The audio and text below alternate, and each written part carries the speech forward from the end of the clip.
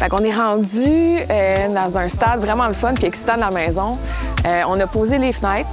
On a terminé d'installer la tôle sur la toiture.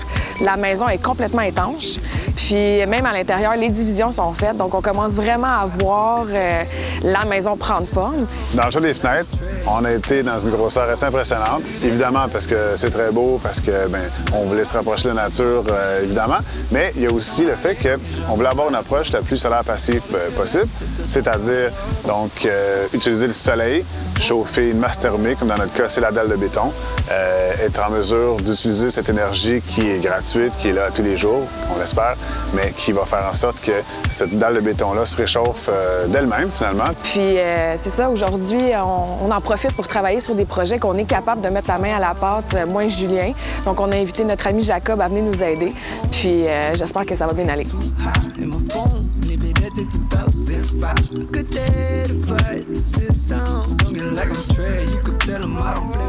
Allô, allô? Allô? Allô? Regarde ça, comme ça va être beau. Oh, wow! C'est cool, hein? Qu'est-ce que vous êtes en train de faire, là?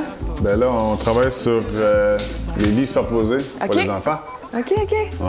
Pour les enfants et les amis. Parce que là, on commence avec un. Dans notre intention d'utiliser des matériaux qui sont durables dans la maison, on a choisi d'utiliser le merisier russe pour, dans l'espace de vie cathédrale, le plafond va être couvert de tout ça complètement. Et aussi les lits superposés, le projet des lits superposés, là, donc dans les deux pièces séparées. Le merisier russe, c'est un matériau qui a révolutionné tout ce qui est design de van. On le voit partout. C'est durable, ça se travaille bien, c'est très design. Alors, c'est sûr qu'on a été attirés par ça pour faire quelques éléments de la maison. De construire les choses soi-même, il y a vraiment une belle récompense. Déjà, moi, j'adore apprendre. C'est important d'apprendre pour moi. Je suis vraiment pas quelqu'un de manuel à la base. Je vais m'en sortir, là. Je me suis toujours défini comme un bon helper, là. Mais là, c'est bon. Je commence à prendre plus de confiance. Jacob nous aide beaucoup là-dedans, parce que pour lui, c'est comme tellement naturel, là, tu sais. Puis il y a des bons outils et tout. Donc ça, je trouve ça vraiment trippant.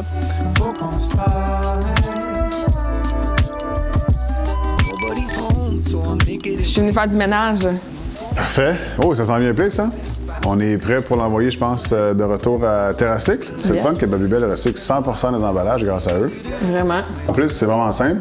Tu imprimes l'étiquette sur Internet, puis ils viennent chercher ça. OK, bien, c'est parfait. Fait que dans le fond, je vais aller mettre ça dans une enveloppe, mettre l'étiquette, puis nous autres, on part vers Asbestos. Yeah! À tantôt! Bon, où est-ce que j'ai mis ça? Là, je cherche mes plaques d'ardoise. On a récupéré ça, un monsieur qui vendait ça sur Marketplace. L'idée vient du fait qu'on a vu une fille dans l'Ouest canadien qui avait donc fait ses comptoirs de cuisine avec ça. Donc, on s'est inspiré de ça. Ça a l'air simple, dit de même, là, mais il y a quand même quelques étapes là, pour rendre ça assez beau pour un comptoir. Fait que là, c'est pour ça qu'on amène ça aujourd'hui donc à Val-des-Sources, notre ami Alexis. Depuis les 2 dernières années, on voyage, puis à chaque fois qu'on arrête à quelque part, puis on voit un morceau qui pourrait être utile dans le projet, bien, on le ramène ici, puis on est chanceux parce qu'on s'est acheté un conteneur, fait qu'on est capable de tout placer nos matériaux qu'on a envie d'utiliser pour le projet, puis les garder. On a récupéré de l'ardoise, qui était une ancienne table de poudre pour faire nos comptoirs de cuisine, une allée de bowling qui va être notre îlot central. On a récupéré aussi de l'Ouest canadien, du cèdre rouge qu'on a ramené pour faire des tablettes qu'on va mettre dans la maison. Pour moi, si on peut donner une deuxième vie à un morceau d'allée de bowling qu'on a récupéré quelque part, si on peut donner une deuxième vie à un morceau de table de billard qui se vendait sur Marketplace, bien, selon moi, c'est une très bonne approche. Déjà, tu rajoutes beaucoup d'histoires dans ta maison, puis en plus, ben, c'est ça, tu fais perdurer les choses dans le temps, moins de gaspillage, un peu de recyclage. Donc, on ne changera pas le monde avec ça, mais selon moi, c'est une belle vision pour bâtir une maison. C'est bon? C'est bon. Parfait. Pour terminer notre programme, position qui permettra à chaque instrumentiste de prier de brûler les planches. Voici, pour votre plaisir, de nos... And I could be your everything, yeah, yeah. Even when it all burns down. Ain't it all trying to find Go! C'est parti! En Estrie, Il y a le spécialiste de l'ardoise, c'est les seuls au Canada qui transforment l'ardoise, la pierre, pour faire vraiment un produit fini. Ça a donné qu'il était à côté de chez nous. Alexis, ça va bien? Ça va, merci. Ah ouais, hey, c'est impressionnant. La porte est assez grande pour votre belle-mère. Ouais, ça aussi, c'est rare d'habitude. Ouais. Là, tu dois voir ça souvent quand même, les gens t'amener les morceaux d'ardoise comme ça? Écoute, c'est la première fois qu'on fait ça, bien honnêtement. Es-tu sérieux? Ouais. On va la repolir comme c'est dans le scie de comptoir. OK. On va enlever toutes les imperfections, on va vraiment adoucir la surface. Puis avec la pierre naturelle, ben chaque pièce est unique. Quand on va la polir, ça se peut qu'il y ait des nuances comme ça qui vont ressortir. Puis ça va être vraiment la matière qui va nous révéler ses secrets. Il y a beaucoup d'ardoises en Amérique du Nord, du Vermont, Maine, jusqu'au Témiscouata, Gaspésie. Okay. C'est le même dépôt sédimentaire. L'ardoise, c'est une roche sédimentaire, donc c'est l'accumulation des fonds marins. Puis à chaque saison, il y a des dépôts qui s'accumulent. Puis ça crée finalement une couche. Puis avec le temps, ça se compacte, ça se transforme en roche.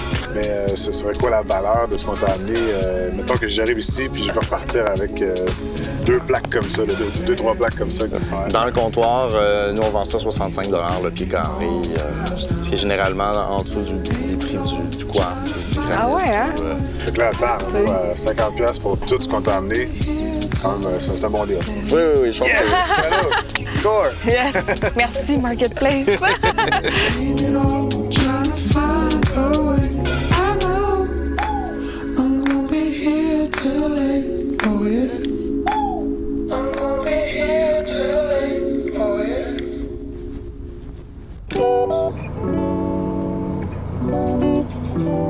Ta prochaine destination? Ben écoute, ça ne dérange pas de faire un petit détour, là. On est à 15 minutes de Saint-Adrien. Si tu viens, on est allé voir notre ami Pilou. Ben oui. Lui qui a racheté une église pour $1, mais que là, il chauffe ça maintenant à la crypto-monnaie. Puis là, ben, ce concept-là de chauffer donc au serveur crypto-monnaie, ben, il est en train de l'adapter pour les maisons résidentielles. OK. Je ne vais pas parler vraiment, là, mais je considère peut-être prendre ce système-là pour chauffer notre dalle de béton. OK. Ce qui serait quand même fou. Hey, what's up? Salut les amis! Salut! Ça va? Ah oui, toi? Yes! Merci de nous accueillir encore. Ça fait plaisir. Puis là, on vient avec nos plans, hein? Fait que... Oui, on a hâte de voir ça. Ouais. On a hâte de voir ça. Ah ouais. C'est intriguant, là, ce que tu fais, là. Mais là, on peut-tu voir? Parce que j'ai entendu dire que tu as fini Oui, on a fini un bon bout, là. On a fini un bon bout. Ça a avancé depuis que vous êtes venus. Pilou a réussi à restaurer une vieille église et a implanté un système de crypto-monnaie pour la faire chauffer.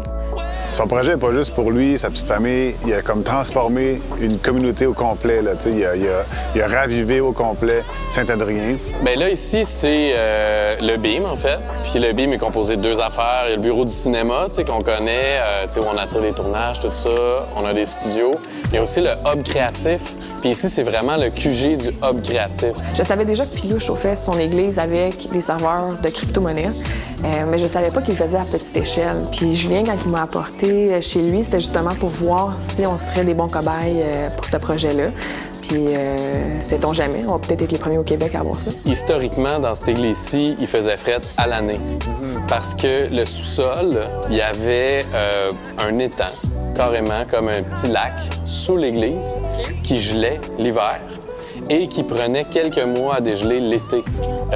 La solution qu'on a trouvée avec mon partenaire Patrick, ça a été, il y a 3 ans, on a amené beaucoup de serveurs, en fait, de blockchain dans l'église. Puis on s'est fait à la manière d'un feu de joie, là, au milieu de l'église. On a décidé de mettre tous les serveurs là pour essayer de chauffer l'église pendant l'hiver. Ensuite, on a fait la preuve de concept. L'hiver dernier, on a vraiment entrepris là, de chauffer complètement la nef pour être confortable tout l'hiver.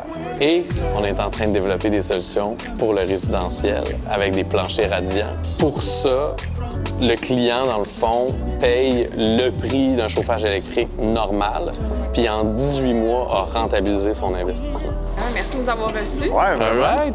On va-tu relaxer un petit peu? Ah oui, on va-tu... je vais vous montrer l'auberge incroyable. C'est quoi ça? Ben, c'est l'auberge qu'on a ouvert juste à côté. Bon, un projet n'attend pas l'autre. All Ah ouais, right. certainement, OK. Là, les vannes dans le coin, c'est quelque chose qui est accepté, quoi?